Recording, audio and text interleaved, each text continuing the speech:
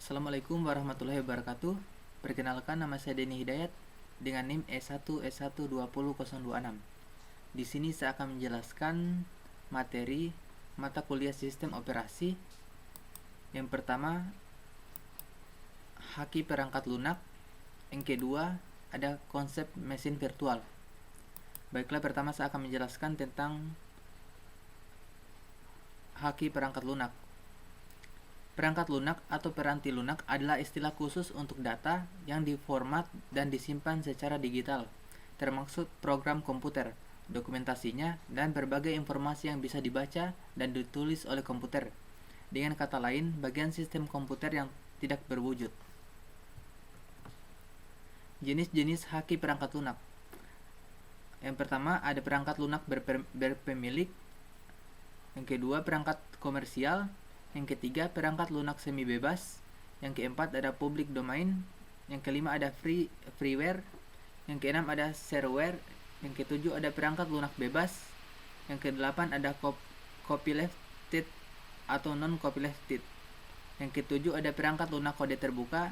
Yang kedelapan, ada GNU atau General Public License atau GNU atau GPL. Selanjutnya, jenis-jenis haki perangkat lunak. Yang pertama, perangkat lunak berpemilik. Perangkat lunak berpemilik atau properti ialah perangkat lunak yang tidak bebas ataupun semi bebas.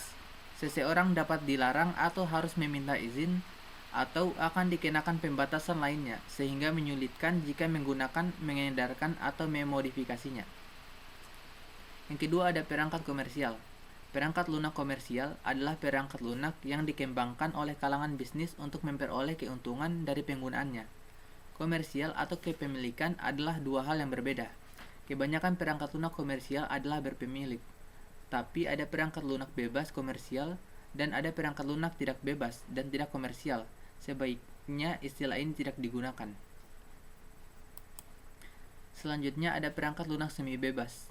Perangkat lunak semi bebas adalah perangkat lunak yang tidak bebas, tapi mengizinkan setiap orang untuk menggunakan, menyalin, mendistribusikan, dan memodifikasinya, termasuk distribusi dari versi yang telah dimodifikasi untuk tujuan tertentu, umpamanya nirlaba. PGP adalah salah satu contoh dari program semi bebas. Perangkat lunak semi bebas jauh lebih baik dari perangkat lunak berpemilik. Namun masih ada masalah dan seseorang tidak dapat menggunakannya pada sistem operasi yang bebas. Selanjutnya ada public domain. Perangkat lunak public domain ialah perangkat lunak yang tanpa hak cipta. Jadi dapat digunakan oleh siapa saja.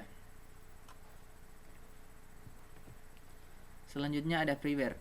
Istilah freeware tidak terdefinisi dengan jelas, tapi biasanya digunakan untuk paket-paket yang mengizinkan redistribusi tetapi bukan pemodifikasian dan kode programnya tidak tersedia. Paket-paket ini bukan perangkat lunak bebas. Selanjutnya ada shareware. Shareware ialah perangkat lunak yang mengizinkan orang-orang untuk mendistribusikan salinannya, tetapi mereka yang terus menggunakannya diminta untuk membayar biaya lisensi. Dalam prakteknya, orang-orang sharing tidak memperdulikan perjanjian distribusi dan tetap melakukan hal tersebut, tapi sebenarnya perjanjian tidak mengizinkan. Selanjutnya ada perangkat lunak bebas. Perangkat lunak bebas ialah perangkat lunak yang mengizinkan siapapun untuk menggunakan, menyalin, dan mendistribusikan, baik dimodifikasi ataupun tidak, secara gratis ataupun dengan biaya. Selanjutnya ada copylefted atau non copylefted. Perangkat lunak copylefted merupakan perangkat lunak bebas yang ketentuan pendistribusiannya tidak memperbolehkan untuk menambah batasan-batasan tambahan jika mendistribusikan atau memodifikasi perangkat lunak tersebut. Artinya, setiap salinan dari perangkat lunak walaupun telah dimodifikasi haruslah merupakan perangkat lunak bebas. Selanjutnya ada perangkat lunak kode terbuka. Konsep perangkat lunak kode terbuka atau open source software pada intinya adalah membuka kode sumber atau source code dari sebuah perangkat lunak. Selanjutnya ada GNU, General Public License atau GNU atau GPL. GNU atau GPL merupakan sebuah kumpulan ketentuan pendistribusian tertentu untuk mengcopylastedkan sebuah program. Selanjutnya ada ancaman dan tantangannya. Ancaman dan tantangannya.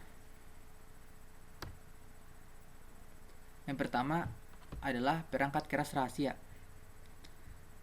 Para pembuat perangkat keras cenderung untuk menjaga kerahasiaan spesifikasi perangkat mereka. Ini menyulitkan penulisan driver bebas agar Linux dan X-FREE86 dapat mendukung perangkat keras tersebut. Walaupun kita telah memiliki sistem bebas yang lengkap dewasa ini, namun mungkin saja tidak di masa mendatang jika kita tidak dapat mendukung komputer yang akan datang. Yang kedua, ada pustaka tidak bebas.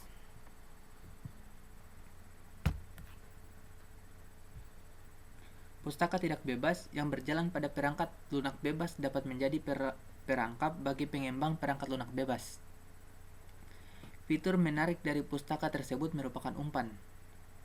Jika Anda menggunakannya, Anda akan terperangkap karena program Anda tidak akan menjadi bagian yang bermanfaat bagi sistem operasi bebas. Jadi, kita dapat memasukkan program Anda, namun tidak akan berjalan jika pustakanya tidak ada. Lebih parah lagi, jika program tersebut menjadi terkenal, tentunya akan menjebak lebih banyak lagi para pemrogram. Yang ketiga, ada paten perangkat lunak. Ancaman terburuk yang perlu dihadapi berasal dari paten perangkat lunak yang dapat berakibat pembatasan fitur perangkat lunak bebas seperti dari 20 tahun. Paten algoritma kompresi LZW diterapkan 1983 serta hingga baru-baru ini kita tidak dapat membuat perangkat lunak bebas untuk kompresi GIF. Tahun 1998 yang lalu, sebuah program bebas yang menghasilkan suara MP3 terkompresi terpaksa dihapus dari distro akibat ancaman penuntutan paten. Dan yang terakhir ada dokumentasi bebas.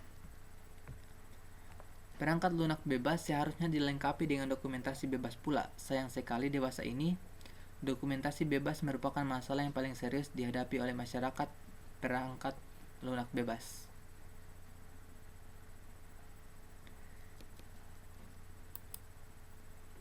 Materi yang kedua adalah konsep mesin virtual. Dasar logika dari konsep mesin virtual atau virtual machine adalah dengan menggunakan pendekatan lapisan-lapisan atau layer dari sistem komputer. Sistem komputer dibangun atas lapisan-lapisan. Urutan lapisannya mulai dari lapisan terendah sampai lapisan teratas adalah sebagai berikut: perangkat keras, kernel, dan sistem program. Tapi sebelumnya kita harus tahu dulu apa itu mesin virtual. Mesin virtual sebenarnya bukan merupakan hal yang baru dalam dunia komputer. Mesin virtual biasa digunakan dalam dunia komputer untuk memecahkan beberapa masalah serius.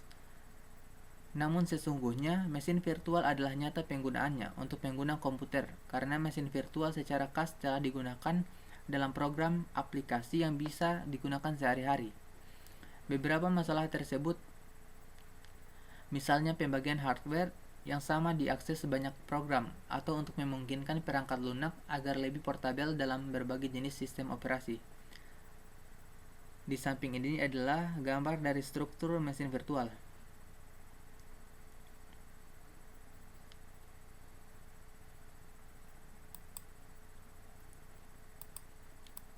Selanjutnya ada kelemahan mesin virtual. Yang pertama, kesulitan utama dari konsep VM adalah hal sistem penyimpanan dan pengimplementasian. Sebagai contoh, kesulitan dalam sistem penyimpanan adalah sebagai berikut. Andaikan kita mempunyai satu mesin yang memiliki 3 disk drive, namun ingin mendukung 7 VM. Kendala ini jelas tidak memungkinkan bagi kita untuk dapat mengalokasikan setiap disk drive untuk tiap VM. Karena perangkat lunak untuk mesin virtual sendiri akan membutuhkan ruang disk secara substansi untuk menyediakan memori virtual dan spooling. Solusinya adalah dengan menyediakan disk virtual atau yang dikenal pula dengan mini disk, di mana ukuran daya penyimpanannya identik dengan ukuran sebenarnya. Sistem disk virtual mengimplementasikan tiap mini disk dengan mengalokasikan sebanyak mungkin track dari disk fisik sebanyak kebutuhan mini disk. Secara nyata, total kapasitas dari semua mini disk harus lebih kecil dari kapasitas disk fisik yang tersedia. Dengan demikian, pendekatan VM juga menyediakan sebuah antarmuka yang identik dengan underlying bare hardware. VM dibuat dengan pembagian sumber daya oleh physical computer. Pembagian mini disk sendiri diimplementasikan dalam perangkat lunak.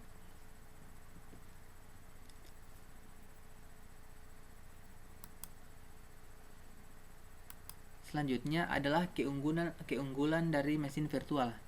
Terlepas dari segala kelemahan-kelemahannya, VM memiliki beberapa keunggulan. Di antaranya yang pertama, dalam hal keamanan, VM memiliki perlindungan yang lengkap pada berbagai sistem sumber daya, yaitu dengan meniadakan pembagian resources secara langsung, sehingga tidak ada masalah proteksi dalam VM. Sistem VM adalah kendaraan yang sempurna untuk penelitian dan pengembangan sistem operasi. Dengan VM, kita terdapat suatu perubahan pada satu bagian dari mesin, maka dijamin tidak akan mengubah komponen lainnya.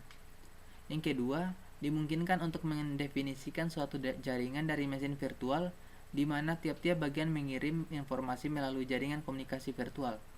Sekali lagi, jaringan dimodelkan setelah komunikasi fisik, jaringan diimplementasikan pada perangkat lunak. Contoh dari mesin virtual. Contoh penerapan VM saat ini terdapat pada sistem operasi Linux. Mesin virtual saat ini memungkinkan aplikasi Windows untuk berjalan pada komputer yang berbasis Linux. VM juga berjalan pada aplikasi Windows dan sistem operasi Windows. Sekian penjelasan dari mata kuliah sistem operasi dari saya. Assalamualaikum warahmatullahi wabarakatuh.